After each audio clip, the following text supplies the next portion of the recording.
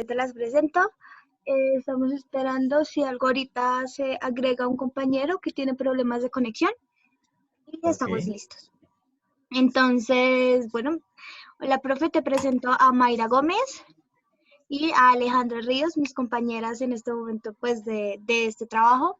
El fin con este trabajo, como te comentaba, así como por encimita, es un proyecto de investigación pedagógica para la materia método humanista que Mayra nos puede ayudar de pronto a profundizar un poco más. Bueno, para pues el presente proyecto, pues los fines pedagógicos es de pues investigación, no va a ser nada de diagnóstico ni intervención. Para ello vamos a realizar una serie de preguntas que esperamos con tu colaboración nos puedas responder con bastante profundidad. El objetivo de nuestra investigación es fomentar el desarrollo, bienestar y crecimiento personal de los estudiantes a través de la implementación de espacios interactivos con Espérame un docentes. segundo, despacio, espera, despacio. ¿Fomentar el qué? Fomentar el desarrollo, Sí. bienestar y crecimiento personal Espérame que lo estoy de escribiendo. los estudiantes Persona, a través de la implementación sí. de espacios con docentes. De Bueno, espacios. básicamente las entrevistas se hacen como medio de caracterización de la, pues, de la población docente, o sea, todavía no se va a hacer como tal esto de llevarlo a cabo, porque primero pues se hace con de ciertos factores que pues como que son comunes entre la comunidad y ser más un tipo de eh, como en el trabajo se hace más proyectivo, como lo que se haría en ese caso. Bueno, entonces, pues a continuación nos May, gustaría saber cómo de tu experiencia como docente, en qué área, cómo estás, cuánto tiempo llevas como docente, en qué colegio. Bueno, me presento, mi nombre es Diego Alejandro Castro Álvarez, yo soy licenciado en Física y Matemáticas, especialista en Astronomía y Astrofísica y hace poquito terminé una maestría en Pedagogía. Llevo 12 años de maestro, eh, pues dicté en Paine, por eso es que conozco a Joana, soy del municipio de Zipaquirá, trabajo en Tocancipá en este momento, trabajé en colegios privados, trabajé en colegios públicos, en Bogotá trabajé, allá inicié mis prácticas pedagógicas en el Colegio Sierra Morena con una población bastante compleja, muy pesada, llamémosla así. Luego trabajé en colegios de altos recursos económicos. Luego entré al sector público, comencé allá en Paine, eh, una población totalmente diferente a la de ciudad. ¿Sí? Y pues en este momento me encuentro en un municipio, eh, Tocancipá, es un municipio con mucho recurso económico, entonces la calidad de vida es mucho más alta. muchas gracias, profe. Bueno, ya se unió nuestro compañero, te lo presento, se llama Edson Rivas. Y ahora sí, pues estamos completos. Entonces, bueno, ya entrando un poco más a materia, ya entramos a las preguntas. Ok, entonces, término salud mental. Salud mental, como la capacidad que tiene el ser humano para afrontar cualquier situación o acción que se le venga encima. Entonces, ¿considera que sus estudiantes gozan de salud mental? No. ¿Por qué? Lo que pasa es que la educación hoy en día está enfrascada en la problemática social que rodea al estudiante. Bueno, Voy a hacer una traducción de eso. Un estudiante no goza de buena salud mental por los problemas de... Un estudiante no goza de salud mental por los problemas de la que gira alrededor de él, ¿sí? Un estudiante no tiene salud mental, o sea, la capacidad que yo estoy definiendo, porque al encontrarse en un ambiente en el cual no pertenece, no se siente a gusto, no tiene una capacidad para solucionar las cosas. ¿Qué es lo que pasa con la población colombiana, con los jóvenes estudiantes? Que al no sentirse a gusto y al ser en un espacio apropiado para ellos, su salud mental va bajando y lo que se convierte es un principio natural de evolutivo en el cual es la forma de supervivencia, no de salud mental, sino cómo yo sobrevivo frente a cualquier ambiente. Pero eso no habla de salud mental. Ok, muy bien. Entonces, ¿conoce el término de estado de estar? Estar, pues no sé qué definición ustedes le den. ¿No tiene una idea de cómo puede definirlo? Pues bienestar es la capacidad que tiene el ser humano de estar bien consigo mismo. ¿Sí? Vale. Yo puedo estar en un estado de bienestar si me siento bien y me siento en capacidad de lograr mis objetivos y estar en un equilibrio todo el tiempo. Como, No, es que la autorrealización lleva a cumplir la meta. El estado de bienestar es estar bien, ¿sí?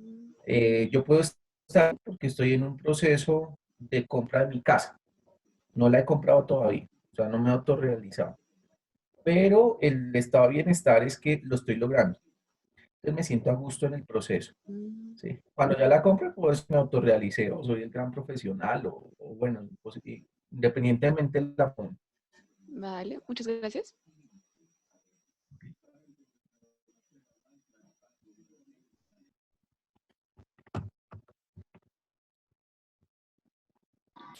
Edson, estás muteado. Edson, activa tu micrófono, por favor. Perdón, disculpe. Eh, profesor, ¿considera que los docentes contribuyen a la salud mental de los estudiantes? Bueno, inicialmente esa sería la idea, pero realmente un docente no puede contribuir a la salud mental porque las problemáticas no están dentro de los colegios. La problemática viene de la familia, ¿sí? Los problemas mentales, bueno, quiero partir de una cosa. ¿Qué función tiene el colegio en la educación?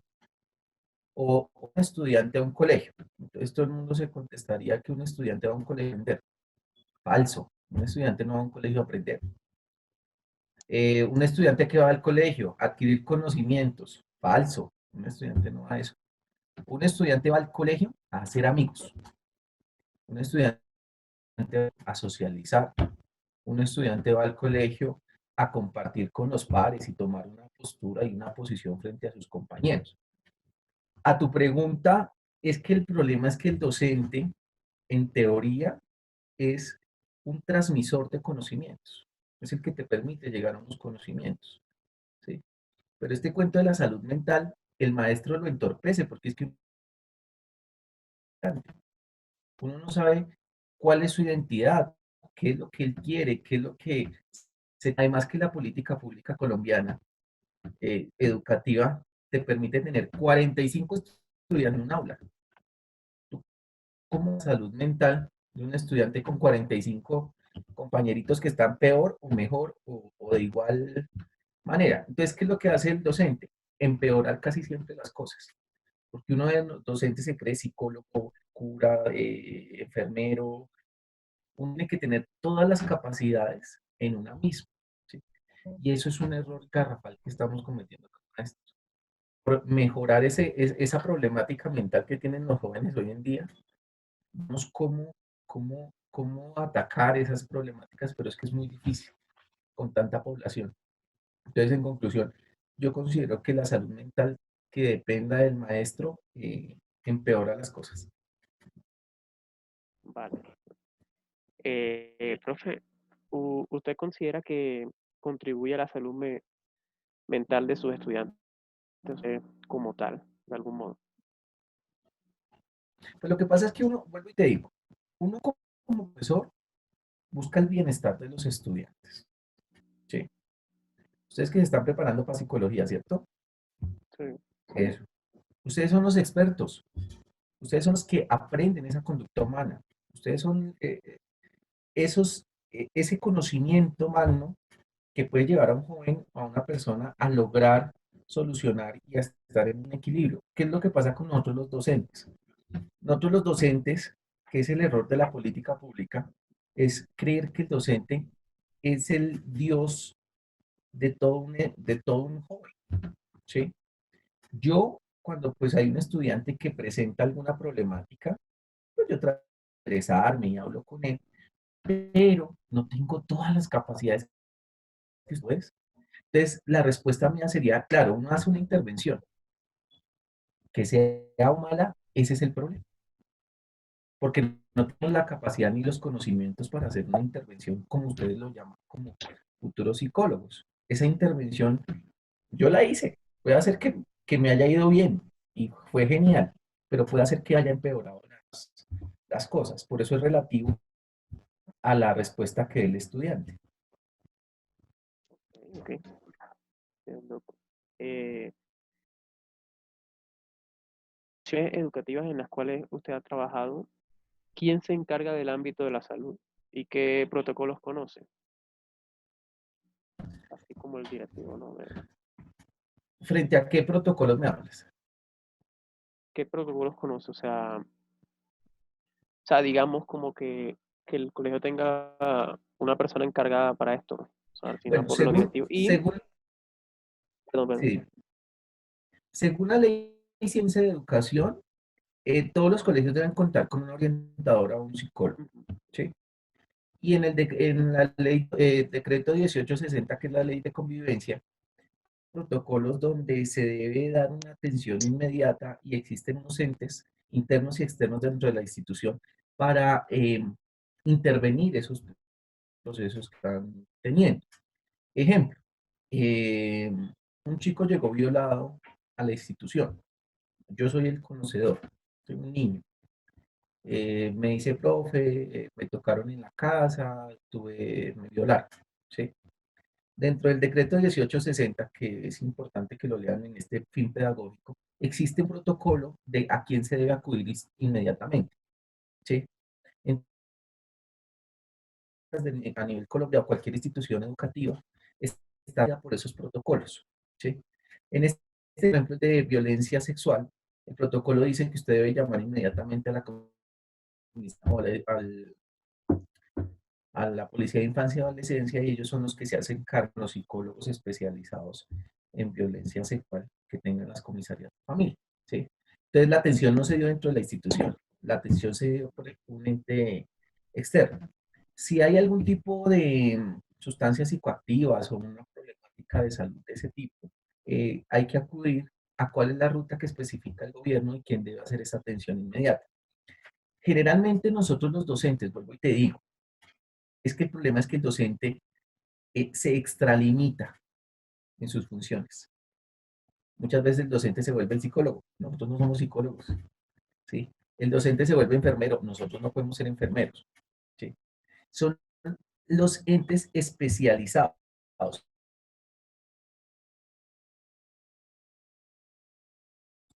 Pero, Los docentes especializados perdón, en las instituciones quienes atienden, el psicólogo o el orientador. Y si dentro de la institución no se logra hacer esa atención, sale a entes externos por ley. ok. Eh, Permíteme y te oriento una cosa frente a eso. El 1860, esa ley 1860 decreto, te dice hasta dónde podemos llegar los docentes y desde dónde comienza el trabajo de los eh, eh, personas como ustedes. Decreto 1860, ¿no? O ley de convivencia. Ahí dice clarísimo, clarísimo quiénes son los que deben eh, atender los casos. En Ah, las ok. instituciones en las cuales has trabajado, siempre existen, digamos, personas a la mano como psicólogos, como orientadores y demás, en todas las instituciones o en alguna o en la actual en la que estás, no se cuenta con ese personaje. En este momento, en la institución que estoy, se cuentan con 4 psicólogos, perdón, con 3 psicólogos y un trabajador social, ¿sí? Pero vuelvo y les digo, en Tocancipá la situación es que platica. Entonces el municipio direcciona ciertas personas especializadas para la atención de los estudiantes. En el municipio de Paine, cuando yo llegué, había una psicóloga que se fue y nunca más la volvió a llegar, porque vuelvo y te digo, el problema es que en este momento, y, y Joana que me conoce, hay que quitarle un poquito el corazón a la educación y regirnos por la ley. Les cuento una historia. Resulta que la ley dice que por tantos estudiantes asignan un psicólogo, que por tantos estudiantes asignan un coordinador y estudiantes asignan otro personal de apoyo. ¿Sí? Resulta, por ejemplo, en Paine, como la población no volvieron a asignar psicólogo, se perdió el psicólogo. Entonces allá en Paine no hay psicólogos. Los docentes nos convertimos en psicólogos y miren a ver ustedes qué hacen. En el colegio en el que yo estoy son 3.500 estudiantes. Entonces tiene una capacidad grande que por ley nos pueden asignar un personal de apoyo, se llama así en las instituciones IPS. ¿Ves? Entonces en este momento en el colegio donde yo estoy hay 3 psicólogos y un trabajador social. En Paine no había psicólogo. En los colegios privados sí había, en el colegio de Bogotá, en Ciudad Bolívar, había psicólogo. Listo, profe. La siguiente pregunta es, digamos, ¿qué importancia considera usted que tienen, no sé, digamos, los espacios de desarrollo personal? Si le considera que son relevantes. Mm, En mi experiencia, la verdad, se deben hacer actividades tan buenas para que los estudiantes algo se les quede. Porque es que vuelvo y comienzo. Un estudiante no va a un colegio a ponerle cuidado al profesor, ni al psicólogo, ni al social. Esa es la realidad, ¿sí? Entonces, de todos estos años, he visto muchos psicólogos hacer charlas, hacer acciones, y claro, a los chinos se pueden encerrar 300 en un salón y uno ponerse como un tote, y ellos escuchan, pero que aprenda y ese conocimiento trascienda es muy difícil. ¿Por qué razón? Porque el joven que está en plena formación toca hacer acciones de choque, pura, puro Skinner. Yo no, toque la campanita y haga que el perro va bien, ¿sí? Los estudiantes, a veces le llegan a un estudiante con niños, vamos a jugar y el chino le dice, sí, pero sí, sí, claro, no me importa, yo estoy pendiente de aquí del lado, qué es lo que realmente me interesa. Estoy pendiente de mi novia, mi novio, qué es lo que realmente me interesa. A mí no me interesa absolutamente nada más. Entonces, las capacitaciones son importantísimas. Espacios de reflexión son geniales, pero tiene que haber una intencionalidad que les toque el corazón a los jóvenes. Les cuento una historia. Allí en el colegio, antes del ICFES, las hace un espacio de relajación con velas, de retrospectiva, bueno, tantas cosas que les hace. Y los chinos van y se echan literalmente a dormir. Y ella les prepara música de fondo, hace para que ellos se relajen y logren encontrarse con sí mismos. Y ella tiene una perspectiva hacia los estudiantes genial.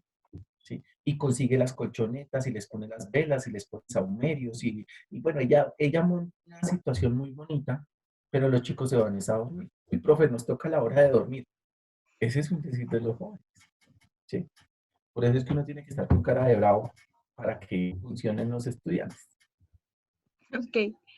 En su experiencia como docente, profe, digamos, podría contarnos tipos de situaciones más comunes o conductas en los estudiantes como que se pueden evidenciar donde nos digan que estas personas o estos chicos tienen problemas fuera de los académicos, problemas psicológicos, con familia o ese tipo de cosas del contexto. Bueno, lo que a un docente siempre lo lleva a pensar que algo está pasando con el estudiante es que los jóvenes se autorrechazan, comienzan a alejarse del grupo. ¿Sí? Eso es un principio básico en la educación. Bien, no digo de salud mental, sino que se encuentra bien, ¿sí? Él realiza con sus compañeros. Cuando un estudiante tiene alguna dificultad, al afecto, él comienza a alejarse del grupo, comienza a aislarse, comienza a quedarse solo y uno como docente comienza a verlo como que algo le está sucediendo. Comienza de vez en cuando, ellos lloran, uno los identifica y dice, uy, ¿por qué está llorando este hombre? Se sienta en una mesita solo o sola y comienza a sentirse, a hundirse más en el problema. Ese es el problema. Comienza a hundirse, hundirse, hundirse, hundirse, hundirse y no se siente que nada lo saque, sino sigue hundiéndose, entonces sigue alejándose. Ese es el principal medio que uno tiene como docente para identificar problemáticas. No sé si esa era la respuesta a la pregunta. Sí, profe. Y digamos, cuando ustedes comienzan a identificar, digamos que estos chicos o este chico o chica se comienza a alejar y comienzan a ver estos indicios, digamos, tú personalmente, ¿qué acciones tomas o qué haces para ello? Bueno, ahí es la primera ley que tenemos, que es uno como docente dirigirse al estudiante y preguntarle qué pasa, ¿sí? Si el estudiante tiene la capacidad de soltar, ¿sí? Entonces uno lo escucha y uno busca el mecanismo para hacerlo llegar al ente pertinente, llámese psicología, coordinación, papás, policía. Si el estudiante con uno no, eh, no se suelta, uno inmediatamente tiene que dar un aviso, lleve a psicología y en psicología le hagan todo el trato pertinente, ¿sí? Que son reacios con uno. No, a mí no me pasa nada y estoy definitivamente y no. Bueno, listo. Entonces hay Ok, unos entes por encima de uno que pueden tratar esos temas. ok, profe. May. Ya, pues eh, finalizando la pregunta anterior, considera que, bueno, entendiendo que esto es más dado hacia la ley, considera que este tipo son adecuados. Lo que pasa, a ver, el protocolo que está dentro de la ley está hecho por expertos, ¿sí? La ley de convivencia que fue muy bien estudiada hacia la violencia sexual y está hecho por psicólogos, trabajadores, o sea, está muy bien. El problema es la atención. ¿Cómo así la atención? Digamos, ustedes como psicólogos, ustedes deben atender, ¿sí? Y si todos de 3.500 estudiantes remetimos 10 a la vez, el problema de atención es un conflicto, ¿sí? Si hay un problema de violencia sexual, se llama a la policía y la policía dice, no, venga, yo estoy atendiendo un caso más grave porque mataron a una niña allí, ¿tú qué haces con el estudiante? ¿En qué queda, sí? El problema es que la ley está muy bien, muy bonita, muy estructurada, excelente, si ustedes miran los protocolos, pero el problema es el nivel de atención que se pueda dar, ¿sí? Un psicólogo, si le mandamos 30 estudiantes en una hora, porque no podría hacerse una atención integral, ¿sí? Como ustedes la deben hacer. Un policía no puede dar abasto si está en un municipio, está en la vereda, viendo la atención de esa persona aquí. El tema que siempre se ha visto frente a los niveles de esos protocolos, la atención. ¿Quién atiende de forma inmediata? ¿Sí? En comisaría de familia hay 20 personas haciendo una fila para que miren las demandas y todo lo que está sucediendo. Y uno llama, mire, tengo un problema. Ellos no pueden salir corriendo y dejar 20 familias y uno no puede dejar 40 estudiantes. Entonces todo se convierte en, tírele la pelota a quién y la problemática se queda ahí. Ok. Bueno, entonces continuando con ello, ¿considera que se podría implementar o que ayudaría al cuidado pues, de la salud mental de los estudiantes? La palabra insignia es la prevención. La prevención definitivamente es el secreto para solucionar las problemáticas educativas en Colombia. porque ya nos dimos cuenta que la atención no es la solución, nos toca es la prevención. Que un estudiante, y me encanta mucho el objetivo del proyecto de ustedes, un estudiante que tenga la capacidad de prevenir un suceso no es uno más del montón, sino y se cuida por sí mismo. Entonces no es un número, no es una estadística, no es un para el sistema como tal. Prevención, prevención y esa prevención vista desde todos los aspectos de la vida, desde la fortaleza, desde fortalecer la conciencia de qué es lo bueno y qué es lo malo, ¿sí? Yo pienso que es el secreto de solucionar todas estas situaciones. Ok. Y como siguiente pregunta, ¿considera necesario en su área, pues teniendo en cuenta que es docente, que es una de las personas en relación con los estudiantes, porque pues a veces, digamos, los administrativos están muy por allá y ellos no tienen esa relación como una con ellos? ¿Considera necesario reconocer factores que pueden obstaculizar ese desarrollo personal enfocado hacia pues, el bienestar y la salud mental de los estudiantes? No te entendí la pregunta. No. Como lo que te con los estudiantes, Sí. ¿consideras que es importante que tú como docente conozcas esos factores de riesgo que pueden obstaculizar el bienestar y salud mental de los estudiantes?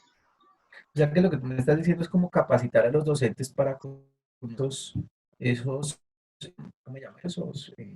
Esos factores de riesgo Esos factores de riesgo. y como esos indicios. Sí, claro, definitivamente el docente, vuelvo y te digo, el docente es el primer conocedor de cualquier, porque ustedes los psicólogos están en sus oficinas, nosotros somos los que estamos, no todos los psicólogos lo digo, y yo sí los invito a que un psicólogo no se puede volver de oficina, sino tiene que estar en el campo de acción, ¿sí? Pero todos los psicólogos que yo he conocido siempre están en oficina. ¿Cuáles observadores de ese tipo de cosas? Sí es importante que nos capaciten, ser conocedores de eso, de cualquier factor de riesgo, ¿sí? El problema es que las tendencias, muchas veces uno al no estar preparado, uno puede confundir una tendencia con la otra, ¿sí? No sé si alguien más quiera hacer otra pregunta.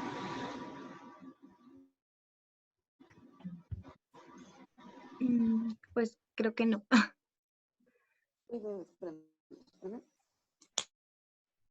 ¿Dijiste algo, Alejandra? Sí, es que el micrófono está por allá. Tengo una duda ¿Sí? y no sé si fue el internet o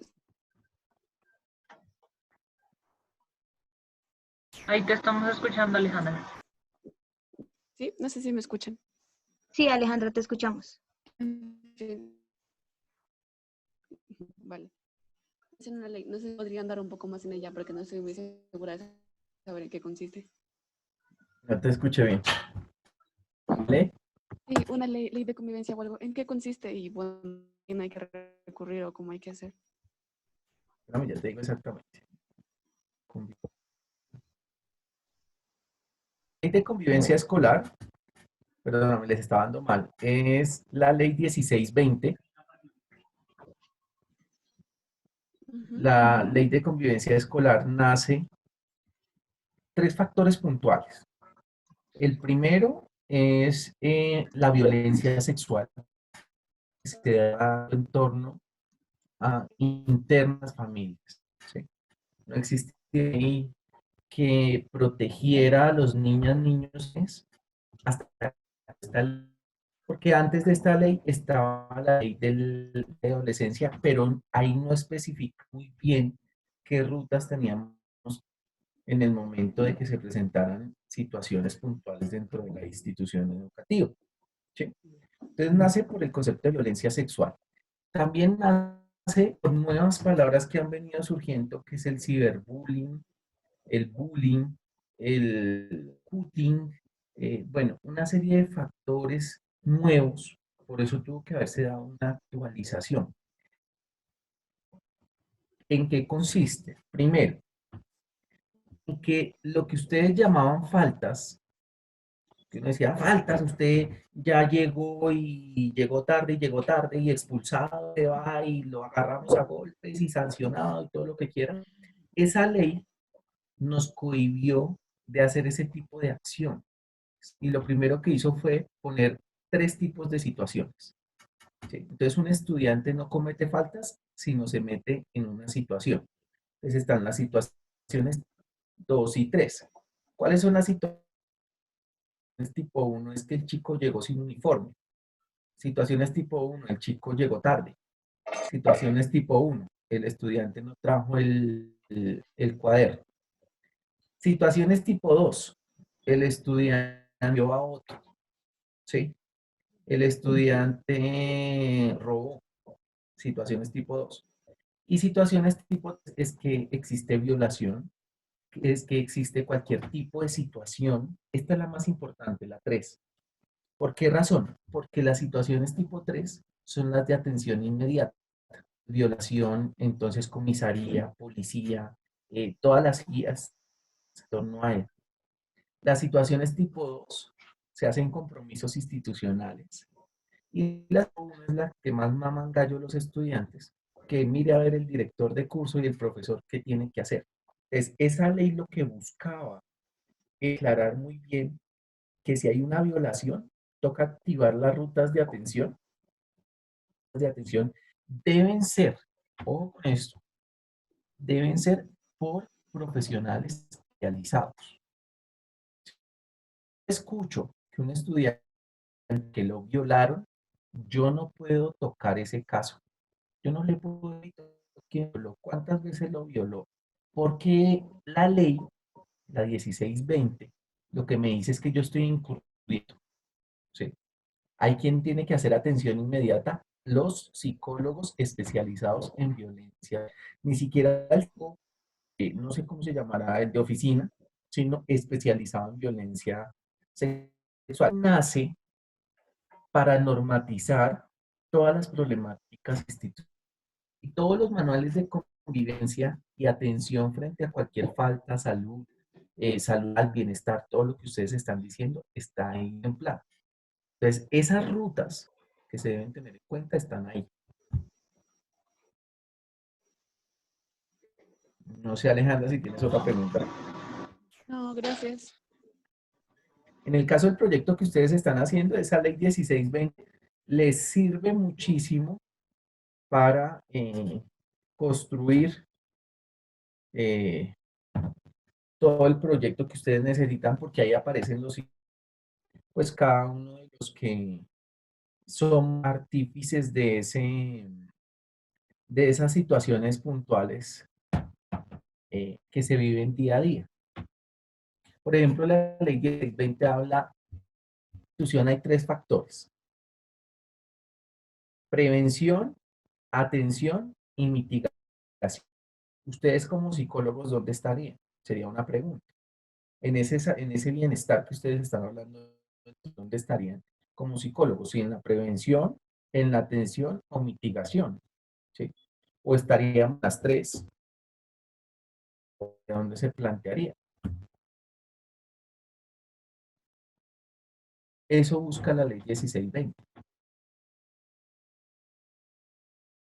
Ok, profe, este aporte, pues, yo creo que sí creo que podríamos estar como que en las tres partes.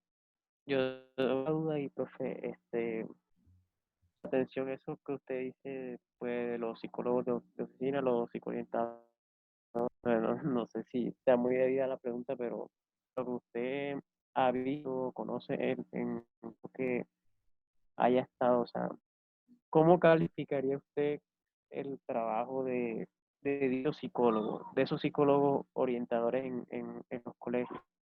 O sea, sí, desde lo que usted ha estado como a saber, a observar, todo eso. Francamente, ¿cómo lo califica? Pues 10, yo lo calificaría con un. ¿Por qué razón les doy un puntaje tan bajo? Porque psicólogo de colegio se dedica es a la atención, no a la prevención. Ya cuando el problema está el psicólogo atiende el caso. Y yo pienso que la labor de un psicólogo en una institución es hacer todo el tiempo prevención. ¿Por qué razón? Porque ahí es cuando colapsa. Si 10 niñas, mira, les pongo un ejemplo. Si hiciéramos prevención desde psicología frente al alcohol, a tomar alcohol, ¿sí? Y todo esto de que untan el alcohol en los tampones y se ponen allá y se emborrachan, eh, todo el cuento, vamos a hacer alcohol etílico con Coca-Cola, alcohol etílico, vamos a meter aguardiente en la maleta y la escondemos en las tazas de los baños. No tendríamos días donde la psicóloga le toque atender 10, 15 estudiantes borrachos en una institución. ¿Sí me va a entender? Porque colapsa. La psicóloga ya no da abasto. Si hiciéramos prevención, no tendríamos por qué llegar a ese punto. Si se hiciera una intervención frente a la prevención, el estudiante supiera que ponerse un tampón lleno de alcohol introducido por cualquier orificio, porque es una realidad, ¿sí? No tendríamos estudiantes borrachos sin ningún olor en la boca, ¿sí me va a entender? Entonces, el problema aquí en Colombia que todo, de por sí el colombiano tiene un problema, hasta que ve el problema, se preocupa. Hasta que ya el chino está salón y ya la policía viene y los papás vienen a chinos, que eso es salud mental, ¿sí? Porque eso es un conflicto muy grande que se genera nomás con eso. Ahí se hace la atención por parte de psicología, pero ¿dónde está el cuento de prevención? ¿Ves? Está el cuento de que uno como psicólogo, que ustedes como psicólogos en formación, voy a entrar a trabajar con un curso, voy a entrar a mirar con ellos qué es lo que les gusta, qué es lo que no les gusta, porque ellos toman, porque ellos esconden el trago, porque esa necesidad de salir de paseo a jactar. ¿Mm? Y no digo, sino que lo que yo digo es, ¿por qué tienen esas necesidades de encerrarse en un baño a emborracharse? Los chachos del colegio porque se emborracharon y los van a sancionar, los van a echar, los papás ya vienen, les van a dar en la mucura. ¿Dónde está la prevención? A eso hago yo referencia. El problema es que el psicólogo se convierte de oficina, atienda y atienda y atienda y atienda y atienda casos. ¿Ves? Eso es una perspectiva que yo tengo como docente. No, pues sí. Ajá. No, sí, gracias por ser franco en esa parte, porque es que uno pues, habla mucho de la gran falta que hay en toda esta problemática, la verdad. Pues, de verdad que hay mucho que mejorar en todo eso. Claro. Sí, Bueno. sí.